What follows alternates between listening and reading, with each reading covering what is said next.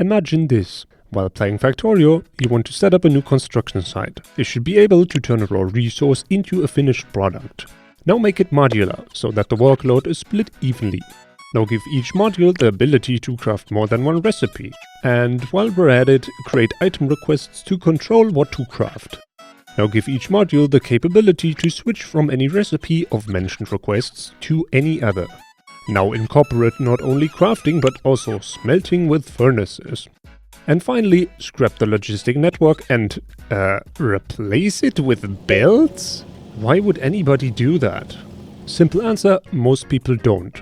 Autocrafting and the necessary modularity of transport routes make for a very strong argument to just go with the funny flying robots. People have come up with wonderful solutions for making an Automall powered by the logistic network. I'll put the links to a few which I stumbled upon while researching in the top of the video description. Anyway, back to my initial scenario and the inherent question of what would an Automall be like using only belts, splitters and undergrounds. After quite some experimentation, I finally ended up with the design you can see here. While building, I've been calling it the Automall due to design restrictions, though my naming sense should probably make use of a few quality modules in the future. I'm sure someone in the comments can come up with a much better name for it. To get a feel for how it works, I won't bore you with the details just yet and will start off with a demonstration. This constant combinator includes a logistic group which holds all requested items. I've put in a few intermediary products and some basic machinery. Also, when you glance over the storage, none of aforementioned requests are currently present, just a pile of raw materials. Let's enable the group to send off my custom tailored wish list and voila, things start to move. I'll let the modules do the talking for a bit until we're back at idle.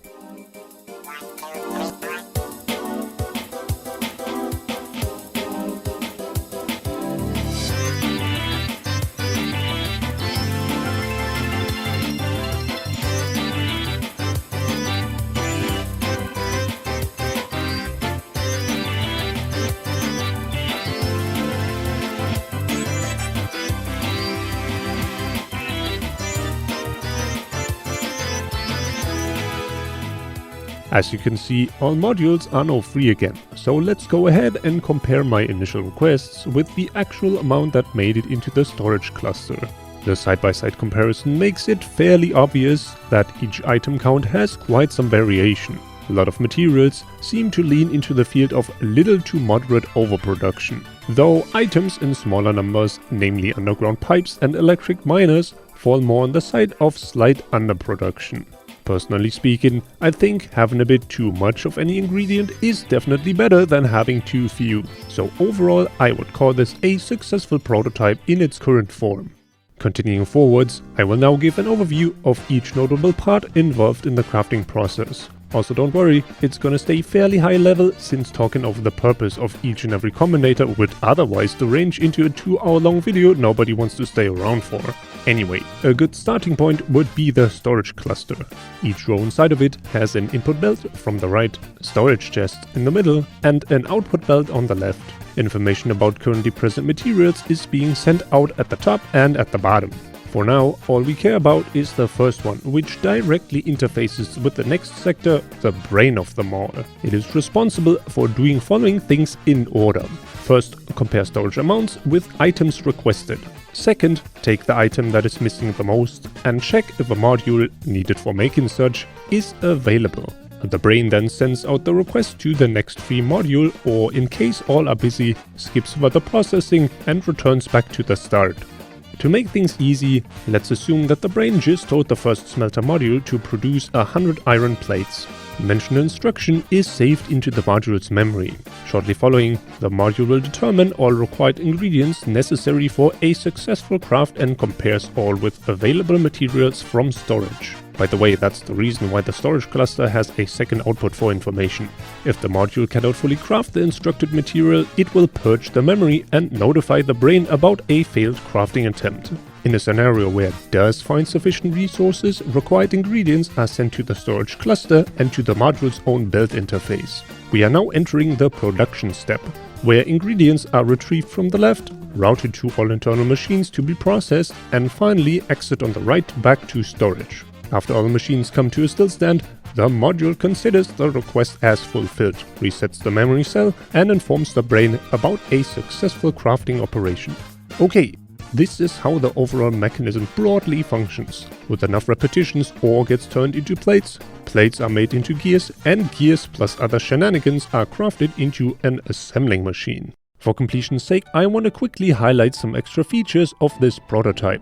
Number 1. The storage cluster tries to balance item distribution evenly across its rows. The freshest addition to the circuit network, aka controllable splitters, route incoming resources to whichever row has the fewest items. Doing so helps spreading a burst of new material across multiple sections for faster output speed. Number 2. The brain has a section called Anti-Bottleneck. Requested items that didn't make it to a module or items that were sent to a module but had missing ingredients will momentarily end up in this location. All it does is blocking those failed items to be checked again for the next few iterations. Number 3. Self-assigning module IDs. Each module gets information from its predecessor. It then assigns the ID as its own and calculates the next free ID for a following module. This is especially handy when blueprinting. Additional modules become available instantly, no manual setup required. Number 4. All items in production are saved as placeholders in virtual storage. It effectively stops one request from being assigned to multiple modules while the original one is still crafting.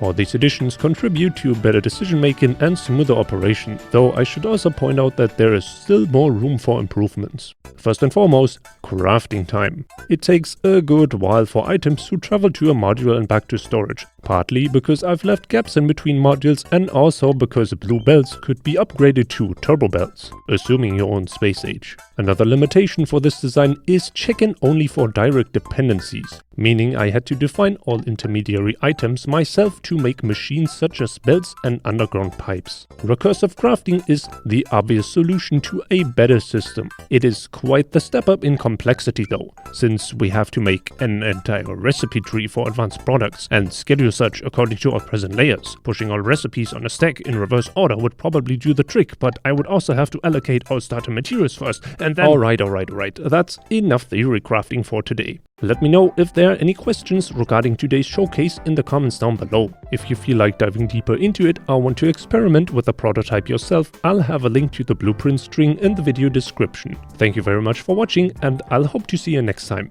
Peace.